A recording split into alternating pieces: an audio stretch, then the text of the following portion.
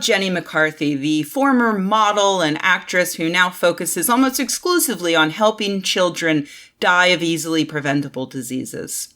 A true humanitarian, if you ask me, so long as you think that the most humanitarian act you can do is hasten humanity to its inevitable doom.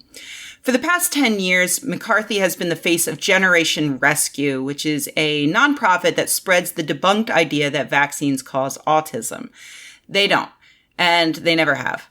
I'll be honest, I haven't paid too much attention to McCarthy in ages, and I was hoping that at this point she would just fade into obscurity, but now Generation Rescue is rebranding, as Anna Merlan reported over on Jezebel.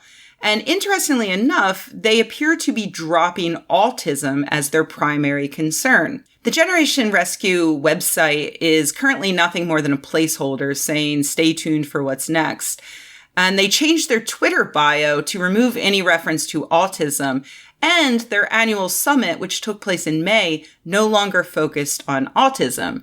The event website read, formerly focused solely on providing information on the latest autism treatments, the Elevated Summit expands this focus by providing education and empowering individuals to take control of their health by providing them access to the most cutting-edge treatments and therapies to heal the autoimmune spectrum. You can look at this in a few different ways. At first, I thought, maybe the anti-vaccine racket has finally dried up.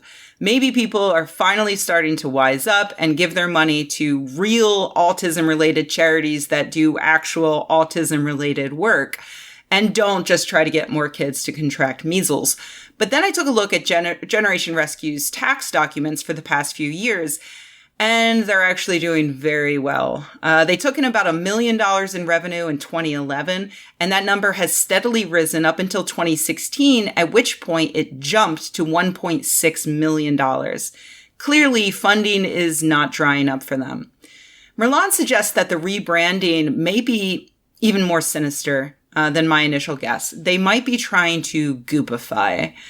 After all, why be satisfied with $1.6 million when you could go after a slice of that $250 million goopy pie? That is absolutely horrifying to me because it's bad enough we're out here dealing with Gwyneth Paltrow telling women to shove eggs up their vaginas. The last thing we need is Jenny McCarthy jumping in with a competing nonprofit. This move does make sense if you know about McCarthy's past, of course. She was never only just about that anti-vax life. She will also believe in literally any other stupid pseudoscience you can imagine, no matter how dumb it is. Just last year, for instance, she posted on Facebook that a ghost was haunting her house because she heard her Google Home chime.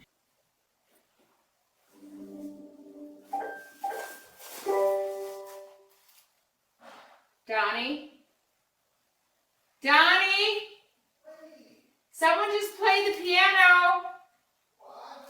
Someone just played the piano. I don't know. She just assumed it was a ghost. And lest we forget, before she claimed that her son had autism caused by vaccines, she claimed that he was a magical being from another universe known as a crystal child, and that she in turn is an indigo child who is basically like an angel but smarter with psychic powers.